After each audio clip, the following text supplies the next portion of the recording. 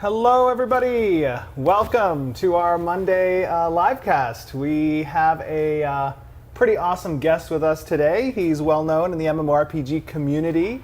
The Lazy Peon is joining us for an awesome Q&A session. How's it going, Lazy Peon? Hello, thanks for having me. I really appreciate it.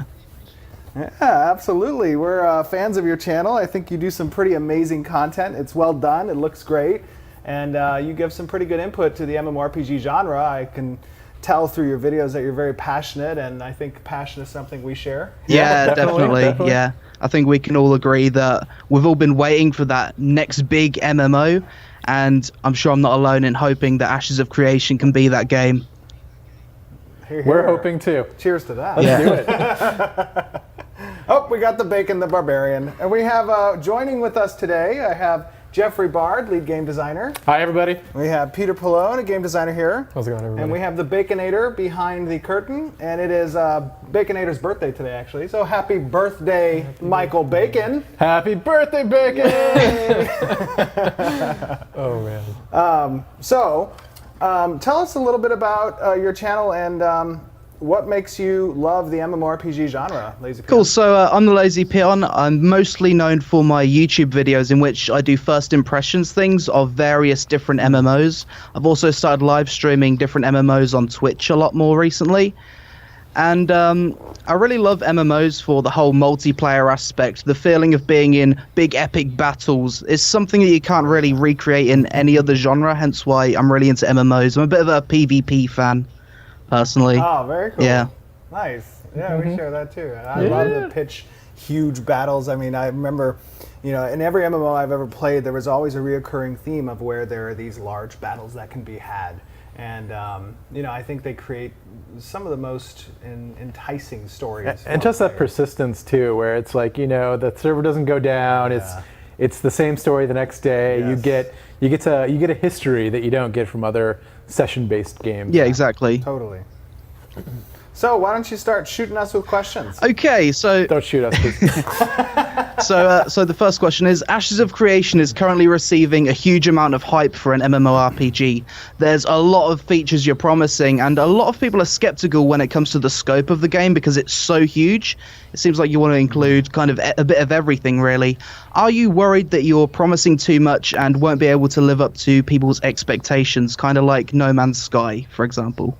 Oh my goodness. Not just bring up that title on the stream. No, so I mean, obviously, going into the Kickstarter, we've spent the past 15 months here with a pretty experienced team of MMORPG veterans, and we've calculated down to our T's and I's on what exactly we can accomplish in scope, the systems that we have drawn out, and whether or not those systems are, requiring of new technology or they can be done, but just in a different way. Right. And I think that we are presenting the game in a way that's generating hype because of the ideals we're sticking to in our design philosophy, right? Like meaningful events and consequences, no pay to win, no cash grab, dictating the narrative on the server. Those things aren't huge scope, but they're very appealing for players because they haven't been done utilizing the technology that exists today and constructing a game with that at the forefront of our design philosophy. Yeah. And also, like, a big part of it is letting drivers drive that letting players drive that content, which is, for us, it takes a lot of the scope off the table, right? When we don't have to prescript all of these different kinds of ways that players have to interact with the world, right? We kind of set things up for everybody and then let them go. And obviously the biggest part of our design is going to be the content part. Right. But I mean, we're really capable of doing that. Oh, yeah. I mean, we've had plenty of scope meetings where I have to argue my position and say, hey, that's probably something we can't do. Yeah. And there's a lot of stuff we've left on the cutting room floor, and this is what we're sharing with you guys is kind of the stuff that we know we can get done. Yeah, we kind of, when going into our design discussions here at the studios, me personally, obviously I dream big. Right. And that's great. And we love it. Yeah, and sometimes, we gotta chop off a few things that maybe are too big or something. So, we've already, as Jeff said, gone to the cutting board and this is what we've presented as scope that we're capable of achieving within the timeline that we've presented. Okay, so that's good to hear. So you definitely have enough people, enough staff to kind of fulfill this massive MMO that you're planning. Right. I mean, right now we have 14 or 16. 14 or 16? 14?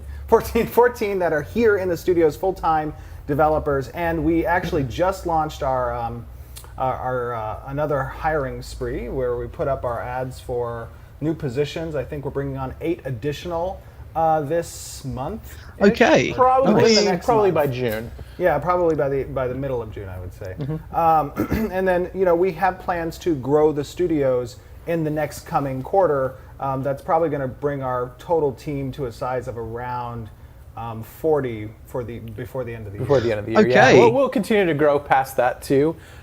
We have specific milestones in place that we're going to need specific headcounts in order to fulfill.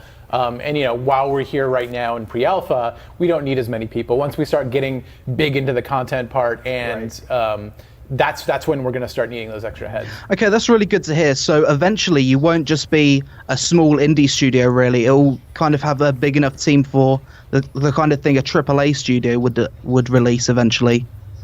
Right. Yeah, Correct. cool. And I mean, if that's what people's worry are as far as scope is, like, we realize that. We can't do what we've sold with 14 people. That's not going to happen. It's something we've carefully mapped out over time. Yeah, because with some MMOs, you hear like new Kickstarter MMOs coming out, they're promising the world and they've only got 3 people working on it. So things like that, it's a little bit hard to believe for people. So I think it's really nice to hear that you're bringing on more people to make the game more of a reality. Yeah, and that was always, that's always the plan, Yeah. right? I mean, it was never the idea, like, as you said, we're going to complete this project with 14 people. But at the same time, we want to make sure that the growth is something that maintains our culture here at the office. Right. Keeps the focus on the fact that we are passionate MMORPG gamers, and that we don't grow too quickly that we lose sight of it. Yeah. Right. So it needs to be a structured growth, and that's something that we plan for. Yep. Okay, I like that answer. a little dark. So next question would be, as a new player starting the game, can you give us a rough idea of the things we'll typically be doing for the first 10 to 20 hours of playtime? Okay, so it's going to depend on what kind of player you are. We're going to have starting zones for every race, and that'll sort of get your feet wet in all of our systems, right? So you'll be doing a little bit of crafting, a little bit of combat, a little bit of dungeon delving, a little bit of everything, just so you can kind of see how the systems work and get a feel for what you want to do in the game. But that's not required, right? Yeah. If you want to go and run out into the wilderness and start working on a node, that's totally something that you can do. A first level player could conceivably explore the entire world. They would have to be very careful and do it very slowly and take a lot of risk, but that's something that they can do. Okay, interesting. Will Ashes of Creation have player-to-player trading? Will there be anything stopping me from gifting a friend that's fresh to the game a bunch of in-game money to help them get on their feet quickly? There won't No, there wouldn't be anything that would stop you from doing that. However, we are cognizant of the fact that there's a potential for that to be abused. Yeah. Gold sellers to trade items, or people to purchase with real life money things, and we have taken security as a very important aspect of the game that we've begun production with. It's not something we're applying afterwards. Right. We're constructing the game Right. with those metrics available so that we can quickly ascertain whether or not an account is doing something wrong, or if they're constantly trading out money to, and they just have so many friends out there that they've never all the interacted friends. with before, but until they give them this money. So we're cognizant of that fact, but we also want to maintain that tradability between friends. Yeah, trade is going to be really important. So Yeah, that's basically answered my next question, which was like every MMO's had issues with real-world trading. Obviously, with free trade, that would be something you would have to combat. Have you got any anti-botting systems that you plan on introducing to the game? So we have a really robust security protocols and systems in place. And that's both against those RMT transactions, like you said, and against botting. In addition, being a subscription-based game helps us to make the barrier a little bit higher for people that want to participate in those types of gray market activities. And coupled with the security systems we have in place and are building the game with, I think we're going to be pretty successful in combating that. Obviously, we're not going to be 100% successful because nobody can be. Yeah. But we're going to have a really high threshold. Yeah, I know for me and a couple of other guys in the studio, we come from this MMO background, and we've seen it all. We've seen every bit of it. And the most important part when designing a game like this is to be really proactive about your security, and that's on all levels. So from day one, basically, that's something that we've been looking at and been working on in engineering. So. It's not something that we're going to, get to launch and be like, oh my God, look at all these gold farms. Yeah. We are ready for that Yes, right now. absolutely. So that's something that's been really important to me and then to a bunch of the And other we guys. have some pretty good partners even outside Yep. the studios who are helping in that Yep. regard too. So Okay. People who know what they're doing. So that's cool. That's good to hear. Will gear in Ashes of Creation be bind on equip? Can you sell gear that you've already worn? Basically. So we're going to be staying away from a lot of bind on equip items and a lot of bound items. That doesn't facilitate the objectives we have for our economy. Okay. We're going to have items that yes, you can equip and then you can sell later. And we think that with our regional economy system that we're developing and how crafting works in the game, that having those items available to continue to trade and exist within the marketplace along with our item sinks that we have helps create that healthy economy. Right, and it's always cool to be able to say, hey, I just got this new weapon. You want to use my old one? I mean, Yes. that really helps kind of like helping other players, your close group of players to kind of maintain relevancy throughout the entire experience. Yeah. And then also, there may be some binding, but it would probably be the exception rather than the rule. Right. Okay, great. Another gear-related question. Will Ashes have separate gear sets for PvP and PvE? No. No. Okay. No, it's something that's really it's always annoying to me when I have to get my second equipment set, Right. and it sucks when I have to grind up 2 different sets for myself. And I think I understand the reason for it. There's really good reasons that happens in games, but again, it's one of those things. If you're designing from the beginning with that in mind, you don't necessarily have to resort to that. Yeah. We want gear to be epic in and of itself, not enclosed into one section of the game's mechanics. Right. I mean, the game is designed to flow together, both PvE and PvP. Yeah. And it just doesn't translate well if there are 2 separate. Right. If I'm attacking this mob trees. over here, and then all of a sudden there's a siege over there, Right. and I don't have my PvP gear Yeah. with me, it just doesn't work very well if we do it that way. And we think the gear in general, I mean, it makes it more desirable if everyone's using it. It makes the market a little bit better and robust for that. So from the economy perspective, we think it's a good idea as well. Okay, so I saw on your YouTube channel recently you released a trailer for a new class, and it showed the class was climbing walls and doing some kind of parkour, and I was like really amazed when I saw this. I thought, this game's going to have climbing. Can you go more into the details of the climbing in this game? Yeah, so I mean, we are going to have aspects of mobility and climbing and different type of traversal utilities, and it really goes towards how we're designing the classes. I mean, we want classes not just to have skills that pertain to combat, but also skills that pertain to actions and events outside of combat, and that could include different traversal hazards. It could include potential hazards when delving and adventuring and exploring out in the world, and those types of actions are going to relate to certain classes' roles. So each class as a class has a role in combat, they will also have a role in utility as well. Yeah. So maybe not every class can climb or parkour. That might be something that's inherent to the ranger and the rogue.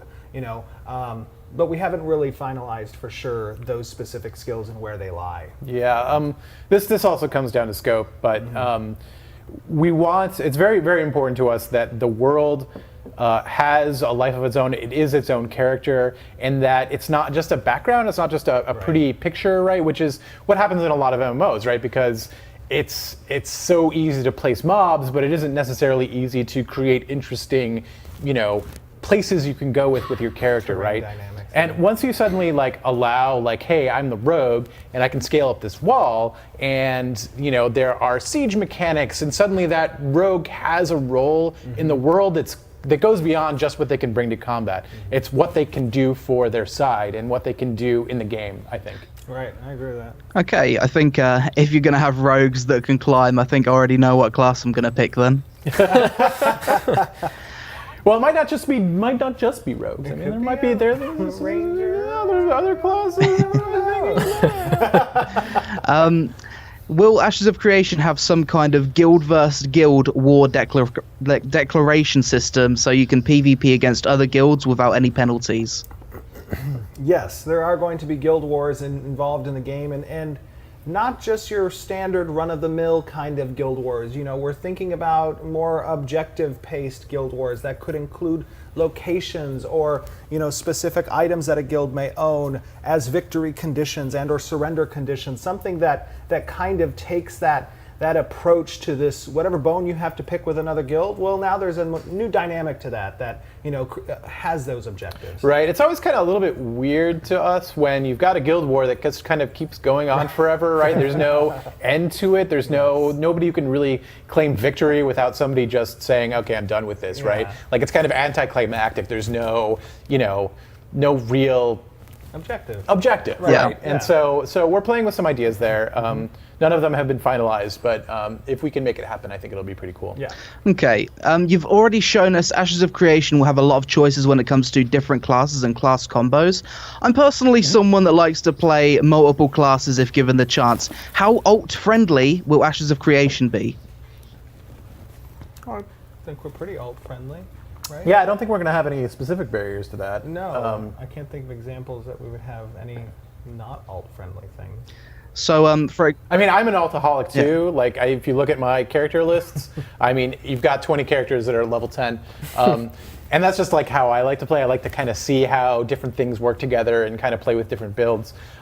So, I mean, it's just from that perspective. I'm the exact opposite. I only have one character forever. Yeah, that's not me. Yeah. But there's definitely not going to be any barriers to that I can think of. something I did ask earlier was about the gear not being bind on equip. So, if gear's not bind on equip, could I send one piece of gear from my main character to an alt character, for example?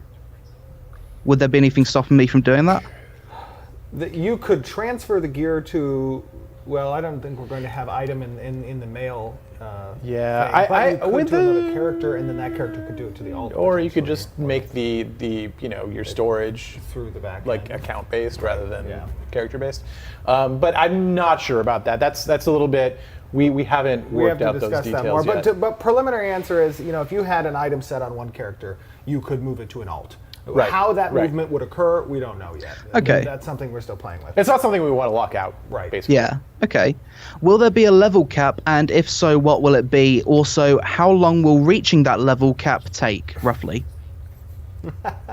That's a good question, and it's a question we probably don't have a definitive answer for you at this moment. Yeah. So we wouldn't even want to speculate. Okay. Really. Yeah, I don't want to get people's imaginations going until we've really nailed it down.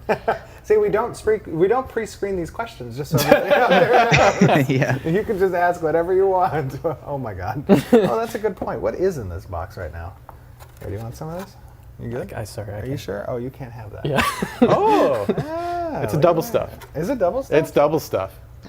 We actually had this conversation afterwards. I couldn't tell. I don't know if you want to hear me eating on camera, so I'm going to put this right here. Well, I'll just swallow it. Right. That's okay. All right. Next question. While Steven's eating, maybe Peon. What can we expect from questing in your game? Will it be your standard kill and collect quests, or will it be more complex quests with multiple different stages for a single quest? Will you be going for quality or quantity when it comes to the questing? So that is the answer to that is yes. We're breaking things down a little bit, right? I personally, there's this thing that happens in MMOs. It doesn't happen in any other type of game, right? Where I always hear from people, "Hey Jeff, you know I love your quests, but I never read them."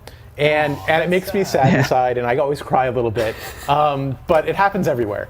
And so one of the things is, like, why is that the case? Why do people do that? And a lot of it is just because there's so much filler in MMO quests. There's so many stories that get told that don't have any consequences, that don't mean anything. They're just kind of contextual things that give you a reason for why you're going to go kill those 5 wolves. So I decided to take those out of the equation, right? I'm going to take those out. I'm going to put them into what we call tasks, which are kind of node-based, kind of low narrative things that you're going to do that will help you in your normal day-to-day sessions.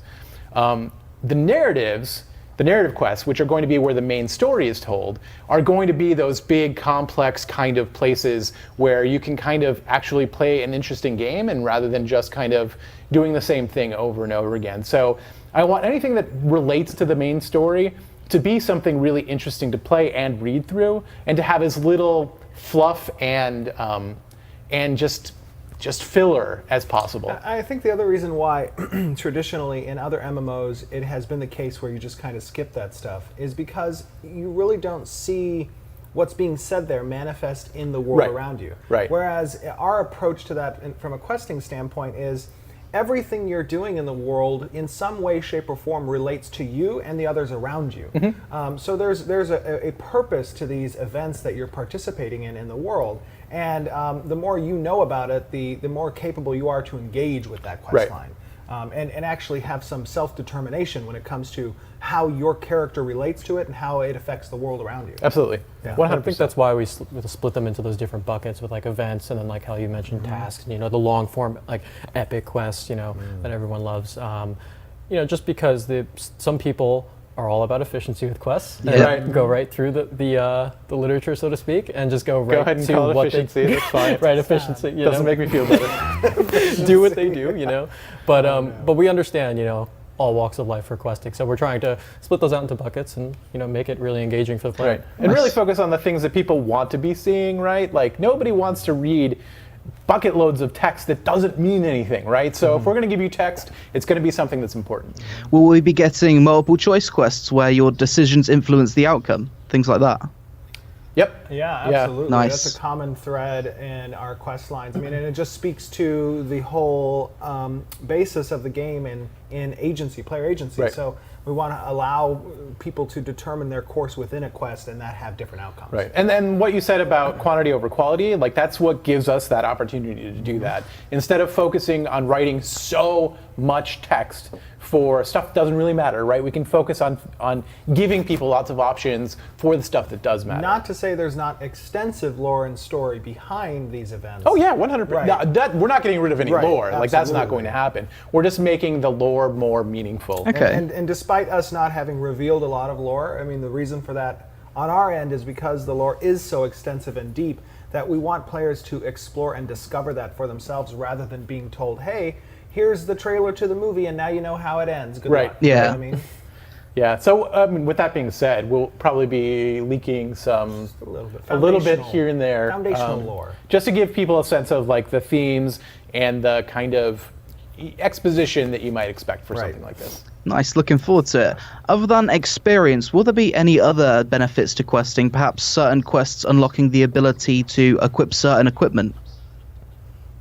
Yes. Especially with our goal that we're about to come up upon, that $2 million goal, I think we may hit either tonight or tomorrow. That social organizations will include quest paths that may unlock access to certain things within a Thieves Guild or within Right. a Scholars Academy. And those things are only accessible by people who have progressed within those social organizations to the degree they have. Right. Yeah, absolutely. And then also, just as far as like finding recipes and just kind of discovering the world, there'll be lots of things that get unlocked as you explore the world, and you explore the world through the narrative, and you explore the world through quests, and so a lot of that stuff will be. There are going to be a lot of Easter eggs and a lot of hidden things Easter that I really hope people don't discover right away. Yeah. There's some fun stuff we're doing. Okay. So is the game going to be leveling through quest or through grind? No grind. No grind? Grind sucks. We hate the grind. Okay. I mean, what is the grind, right? Like, grinding is doing the same thing over and over and over again to get to an end game Right. that, finally the game starts. I think we need to disassociate the word grind from time. Yeah. Right? Because there is a lot of time that can be spent in advancing your character in different progression paths throughout the game, whether it be through the religion, through your adventuring class, through your artisanry, through building up industry and structures. There's a lot of different things that involve a great deal of time. Right. And then also progress your character. And that progress your character. However, the word grind refers to repetition. and refers to getting nowhere for a long period of time. We don't want that to ever be the feeling. Killing the same mob for 16 hours to gain 1/4 of an experience bar. Oh my gosh! Don't even get me started. I think something. that was like a major MMO that I played for a long time was Lineage 2, and like you would die in that game, you would lose a couple percent, and it would take you literally like 12 hours or 24 hours to get that back of just straight grinding. And I really just wanted to like hit my head against a wall. Right. Yeah. It wasn't a great experience. It was not a good experience. There were other portions of the game that I loved, but we don't ever want to have that type of experience where you're grinding. We want you to see the efforts produce fruit while you're working your way and the time you're devoting to that path you're working towards. And we want enough stuff to do in the game that you're always engaged, right? Where it's not just you go on autopilot, but that there's so many interesting things to do that like you can't do them all, and that's kind of where we want to go. And that doesn't mean also like in reference to the time it's going to take to level. I think you asked a while ago. It's not going to be something where, hey, I'm in the game and I spent 5 days and I'm max level, yay. That's not going to be the case. There is going to be some time devoted towards progression, specifically in regards to the adventuring class. And that will feel meaningful, I think. And I think a lot of our focus on a macro level was really just trying to think of player motivations in general, and just going, well, we know people are motivated for different reasons, and there should be an avenue for them to succeed and enjoy, the whole game, right? Yeah. So there should be ways for them to advance. And to have all those moments be fun, right? Yeah. Yes. We want it to be fun. We don't want it to be work. Or cumbersome. Yeah, exactly. We don't want you to come home from your job just to start another one. Yeah. I think something a lot of modern MMOs kind of give me the feeling of, it's like you just kind of go through some boring, monotonous task for 5 days or so, you get to level cap, and that's when the game starts. I think if you feel like the whole game begins when you start that leveling process, I think it'll be a big success. I totally agree. Absolutely. Totally And agree. that's why we've designed so many different paths for you to advance and make progress in. Because it's not just like, I joined the game, I'm a, whatever class, and I'm going down that road for my entire existence in the game, and that's that, I've reached the end, whatever. We have a lot of different paths that people get to choose from and progress in, and it has participate in. Exactly, yeah. Yeah. Will there be an intuitive grouping, or will we be fighting each other over the different mobs we kill in this game? If you know what I mean.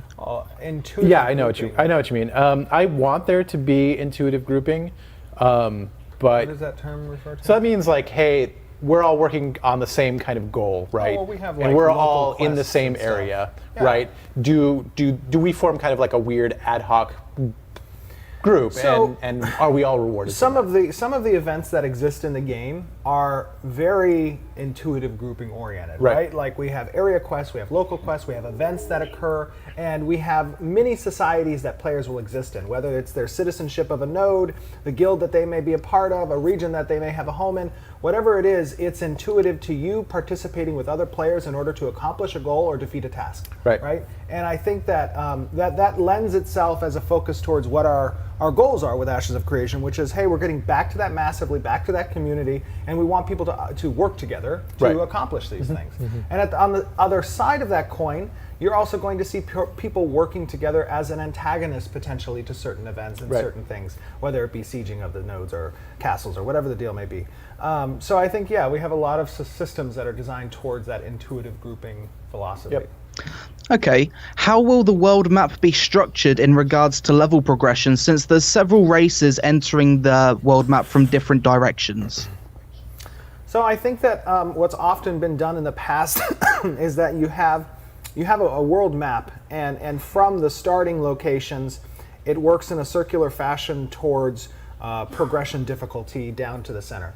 We're moving away from that to a degree, in the sense that the world in general is an open realm of diverse types of difficulties that exist within all the different regions, and those events and those monster spawn tables are tied to the progression tables of the nodes as well. So as a node advances in stages, it will take those metrics of the spawn table for events and monsters and whatever else is in the area, and it will advance with the stage, where you'll still keep that diverse aspect of different content level within the region, but it's going to include new levels at a higher rank And it's also going to expand on certain levels as it progresses until the point where at a Metropolis stage you're going to see heavier, high-level end activities and events spawning in around that location, but you'll still have the potential for lower-level characters to have content available in that region as well. Right. The goal is to kind of have the server level up with the population,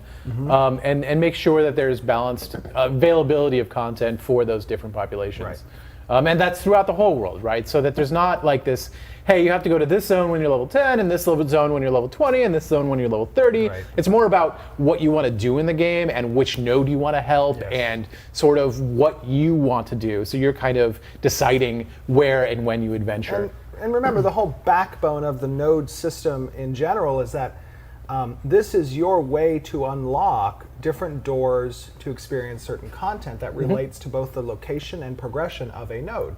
So that means that content within an area is introduced as that node progresses and is diverse in the level of that content. Right. You know? And I think early on it was like a point for us to just say, you know, we don't want to be the typical hold your hand throughout every action type game. So that really lends itself to that idea. By not holding your hand, you get that sense of discovery back. Absolutely. I'm going to steal your water. Do it, Okay, thank you. Cool. but don't take my cookie. Oh, okay. But you weren't going to eat it. I'm going to eat it, just not now. Cool. Will each zone or city have its own music? And if so, what style/theme will you go for? Oh, Say the first part about it? will each zone zone have will its own music? Oh, okay. So, I mean, obviously, music is near and dear to my heart. I know Yep. near and dear to everybody's heart for the most part in this office. And it's a part of the immersion. Yeah, definitely. Right? I mean, you have the visuals, you have the music, you have just the rhyme and reason to mechanics that immerses you in that world. And we want to make sure that music reflects kind of the terrain that you're in as well. Yeah, If that makes you're in sense. a mountainous terrain, you're going to have maybe some percussion, rapid string movement, as opposed to if you're in a beautiful autumn scene, you may have some piano and We haven't thought about this at all. right? No, we've thought about it a lot. I'm just saying. Music is very important, and it's going to reflect both the mood of an area and the terrain and basically just what's happening there. In addition to the seasons that we've implemented as well for zones, music is going to be a dynamic aspect of the world's immersion. Okay, nice. I think music's really important in MMOs. I think it's a good. Whenever I think about my first experiences with certain MMOs, it's always the music that really takes me back there. If you play me the EverQuest intro song, like it just takes me back. It's like immediate. Yeah, and the old WoW vanilla songs as well. They're pretty good. Will there be any equalized PvP in this game? Equally, you mean like Like bringing a level up? Yeah, say for example you zone into some kind of instance battleground, for example, and everyone's got equalized gear and stats. There may be in the arena battlegrounds if there are class-specific competitions for different ranks within the. Yeah, it'll really depend on the but context not in of the when it's open happening. world. Yeah, It won't be in the open Yeah. world equalization. Oh yeah, no, never. Yeah, not in the open world. yeah. But we'll definitely. So, again, this is not something that's set in stone or anything that we're really seriously talking about. Well, we are seriously talking about it, but we haven't committed to it yet. But we are talking about like different rule sets for different types of battlegrounds, and to sort of be able to do these tournament style and have different setups. So, so we may find that certain types of battlegrounds do that. And Right, but not from an equalization standpoint, I don't think. might be. Okay. Really? You think so? I don't know. just so everybody can participate. But I don't anyways, know, like you we're can see, talking about we're still gear- talking about it. Gear and like skill levels. You know what I mean? I don't know. Not in the open world. There won't be in the open world. There may be in arenas and battleground specific things. Yeah, I'm glad to hear that. Because with equalized PvP, it is an MMORPG, and most people go for MOBAs for that kind of thing. It is more of an Right, RPG, so exactly. you do want your gear to matter. What are the punishments for dying in this game, and do those penalties differ for PvP and PvE? Do they differ for PvE and PvP? Yeah. At the moment, they do not, and I don't think they will. But that's something we're still discussing. Penalties include things like experience debt penalties. You're going to, and that's not like to a de-leveling sense, but you're going to accrue negative experience that may have an impact on your performance in the game with certain skills and abilities.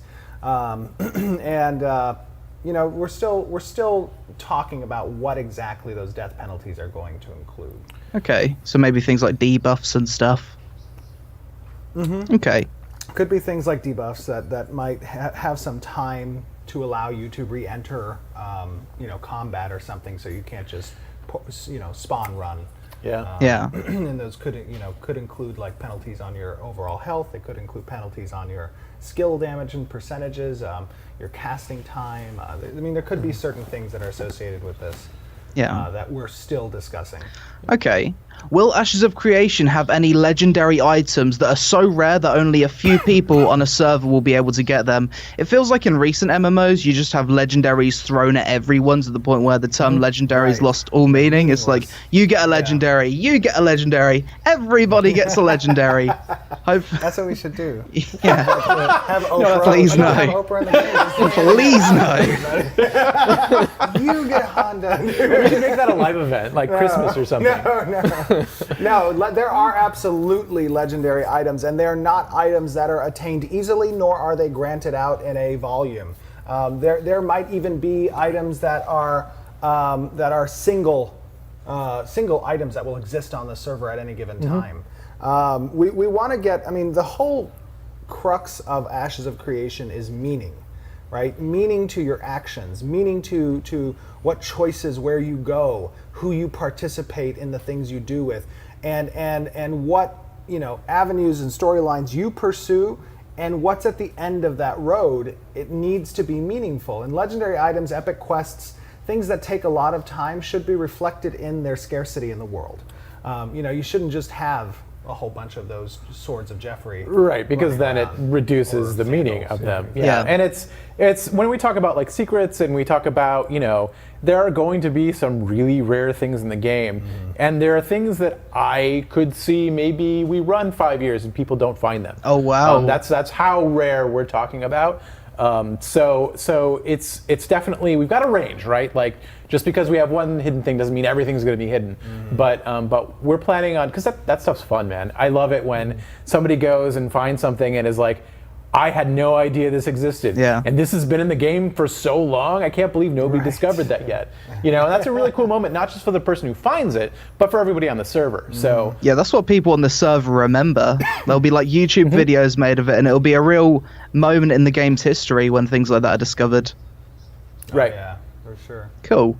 I don't really understand this question too much. I got it from Twitch yesterday, but how high is optimization prioritized both server and client side? How high? Yeah. Do you As high as prioritize we it? can turn that. It's like 11. Right? 11 is where we're at, pretty or where we want to aspect, because we want performance on the client side and both on server to be peak epitome of what's possible. Yeah, to be as good as we can get it without reducing what we want to show. Right, exactly. So it's a high priority. We talk about it daily. But there's great things. One of the great aspects of UE4 as an engine is that it has a lot of optimization. A lot of stuff is baked in, so we really don't have to reinvent the wheel as far as that stuff goes. Absolutely. Okay. And it speaks just to the graphics. And it's always like sometimes I load it up our game, and it's like, wow, I can't believe.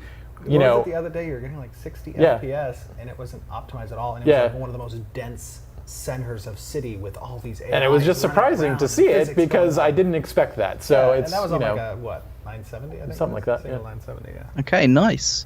Will there be any mechanics tied to crafting, or will you just kind of gather the materials you need, click a button on a UI window, and then the item appears? We're still working. There will be, excuse me, there will be a lot of mechanics involved in crafting. It's one of our pillars, the economy, and a huge portion of that pillar is crafting and that artisanry. And we want to make sure that it's engaging, rewarding, and has a lot of time that can be spent in there. And you will see that time be spent wisely because of your impact on the world around you. Again, just like the answer we gave on grinding is we want our systems to be fun. We don't want them to be boring because like boring is the opposite of fun. And we play games to have fun, and we play games to enjoy our time. And if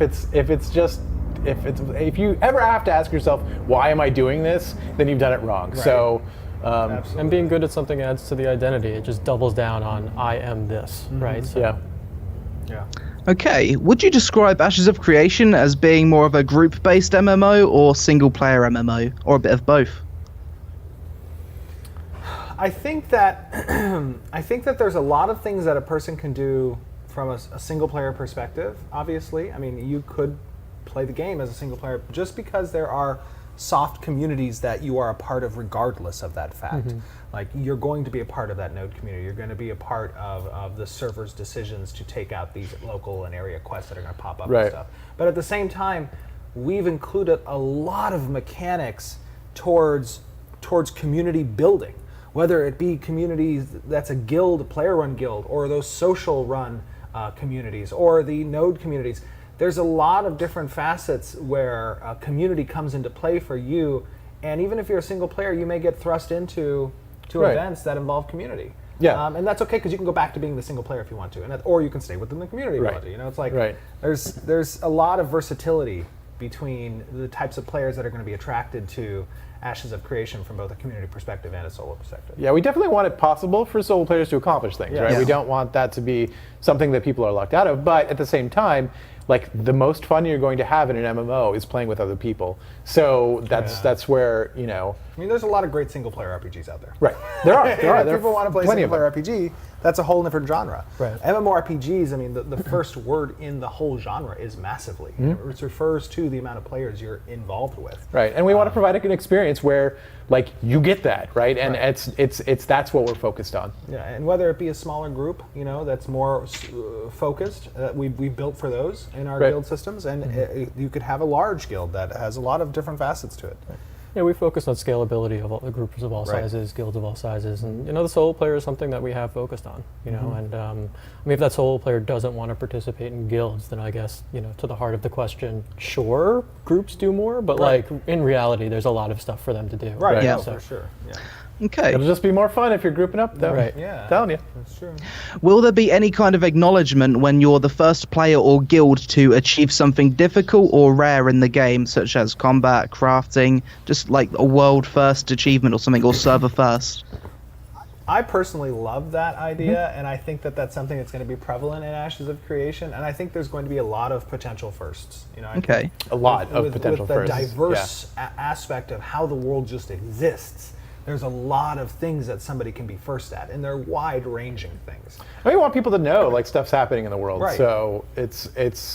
I think it's important. We talked about leaderboards for all sorts of different things, and we're going to be tracking that stuff anyway. So there's no reason not to let people know, hey, this guy just did a cool thing over here. Why don't you go check it out? And there'll be a lot of different, as I said, a lot of different things that there'll be leaderboards potentially for. Yeah. And they won't just necessarily have to pertain to a single server. They could be across all servers where you can see the leaderboards of those different servers. And not even just for guilds or groups, but like, kind of going back to your solo question, I mean, like, discovery is a word that we've talked a lot about and mentioned a lot, that we want people to discover the world, things that, like Jeff had said, are secret or hidden, etc. You know, we want that to be a part of it too. So.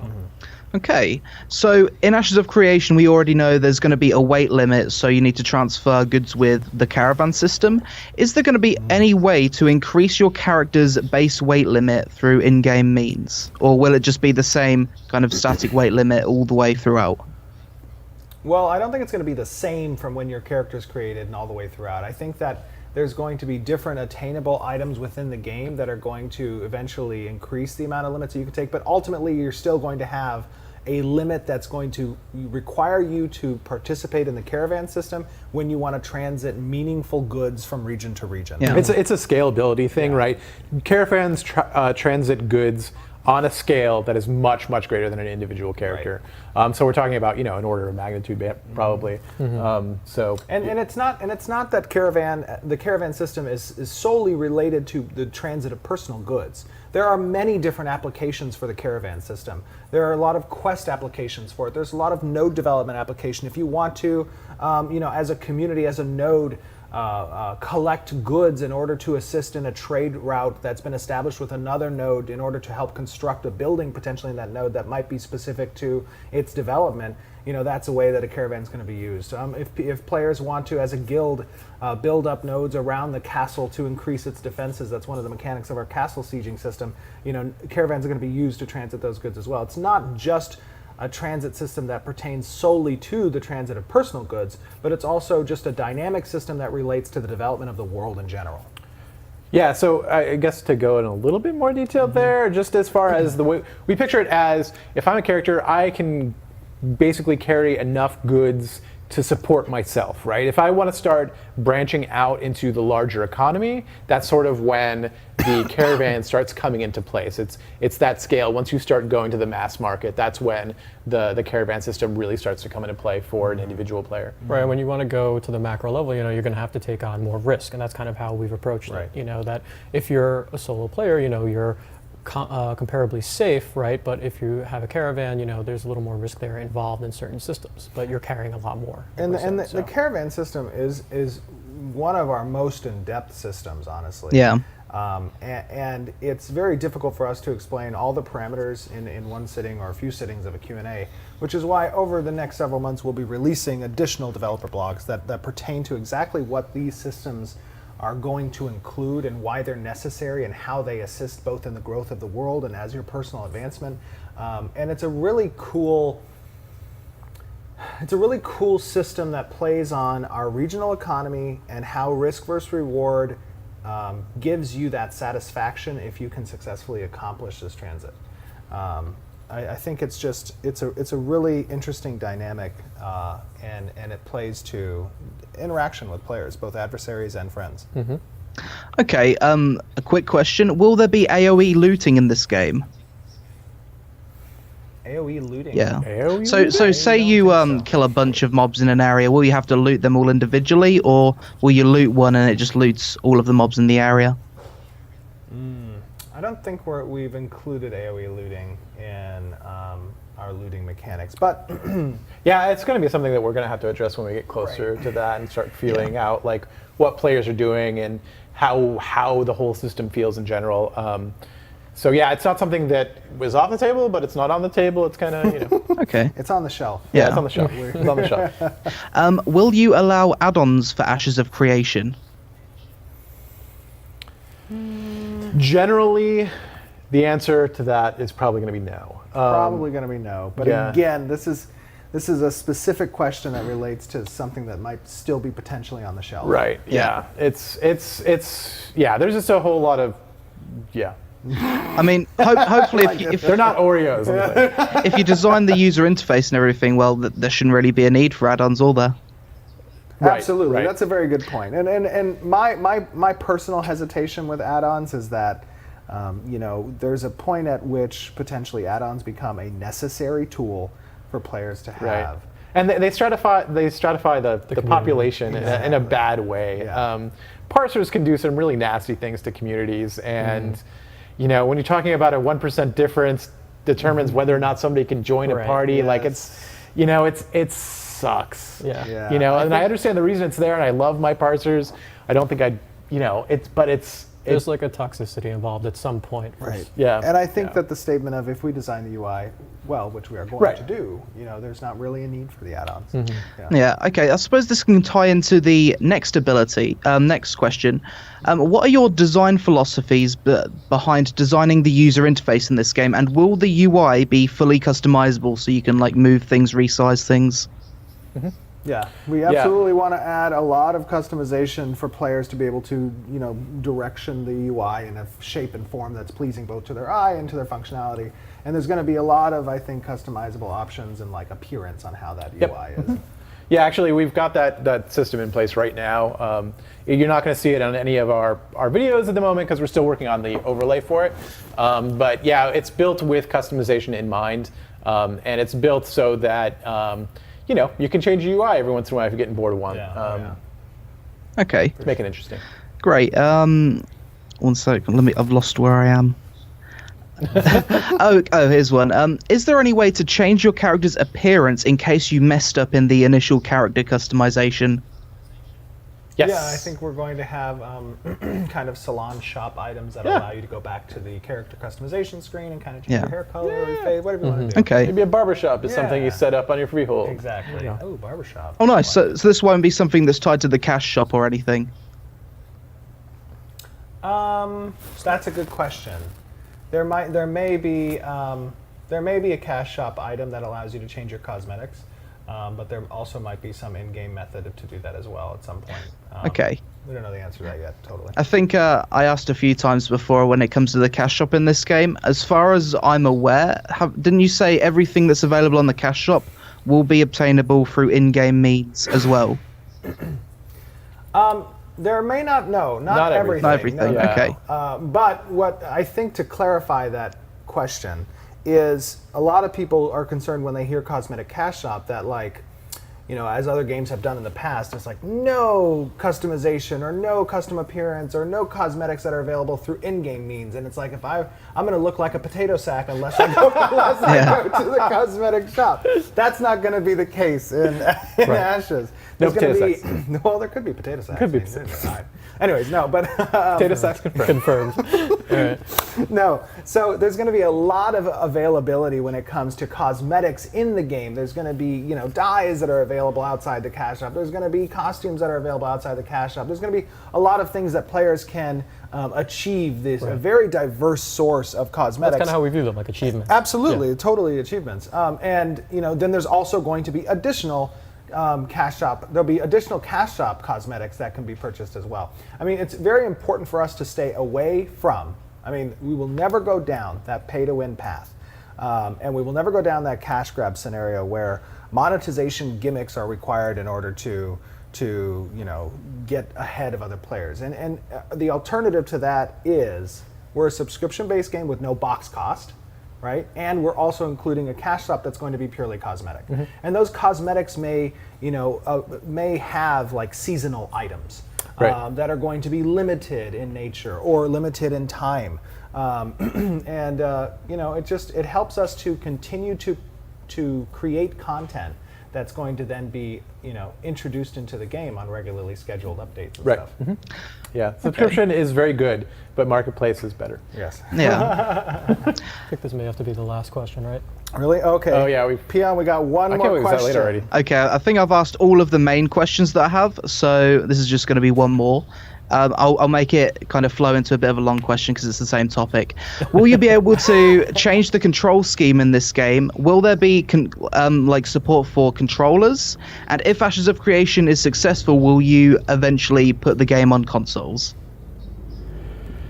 That's a long question. That's a huge question. So, A, you will Save the definitely be longest able one to for last. change your control scheme, right? Absolutely. Whether we can make the game usable on a controller is unknown at this point.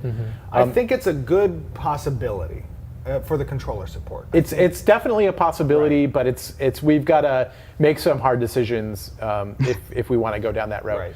Right. And then will we go to consoles? That's also something we can't necessarily. Yeah, I mean Really it's hard question. Yeah. it's Like I said, we don't screen these questions, everybody. yeah. Yeah. Chat says no. Everybody would like to. Everybody would like to. It would be awesome if we could, but it also brings a lot of attention away from us building the core of our game. Here's the answer that I think is most pertinent to that question. No matter what, our primary objective and solitary goal here is we're taking this to PC. We're going to achieve all of these design elements within the timeline that we've laid out, and that is our goal no matter what. Yeah.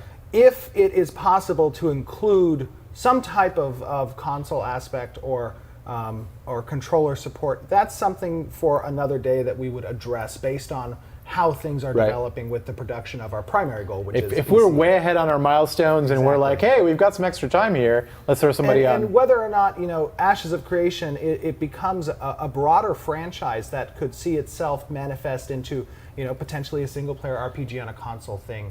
That's a totally different story. Right. Ashes of Creation as an MMORPG is focused solely on coming out to market with all of these components and doing so in a timely fashion that we've laid forward. That is our goal here at the studios. Okay, I think that's all of the questions I've got. Really appreciate you inviting me on here and answering all of these, and I threw a few difficult ones We your way. appreciate you being here, man. Yeah, thank you for your coverage of the game. Thank you for your support. We honestly think you do a great job when it comes to content creation, and we like to see you continue to do that, and you're welcome to come back here and do another live Q&A whenever you want. I think these questions were great. Yeah. Great questions. Thanks. Definitely going to be streaming and probably making a lot of content for the game when it comes out anyway, as long as it lives up to what I'm kind of hoping it is. Don't Is that a you threat? worry. Yeah. I believe. I believe too. Thank you, All right, Lazy thanks, Peon. We guys. appreciate Take it it. easy. Cheers. Have a great Take day. care, man. Well, I think we may have cut into our other Q&A just a little bit. Yeah, sorry about that. This time goes by I so think we'll fast. save those questions, yeah, because that's an hour. We'll save those questions for our next session on Wednesday. And actually, we have on Wednesday we have a familiar face for everybody in the community. He's one of our Discord community moderators. He's also a YouTuber himself. Death's Proxy. That's Proxy. He is going to be our Q&A champion on Wednesday. And then on Friday, another familiar face for the community, the creator of the Dungeon Crawler Network, Agilos, is going to be our interviewer. So make sure to hit both of them up on Discord with questions that you want them to ask us. And guys, again, we from the studios cannot express our absolute appreciation and gratitude for the amazing support that you've given us. I think we're going to hit that $2 million mark. I can't even believe it. Probably tomorrow morning, afternoonish. Yeah. Continue to get the word out. Tell all your friends, and let's bring Ashes of Creation to life together. So thank you guys. We appreciate your time, and we hope that you enjoyed this Q&A. Have a great day. We'll see you on Wednesday at 3 p.m. Thanks, everybody. See you. us.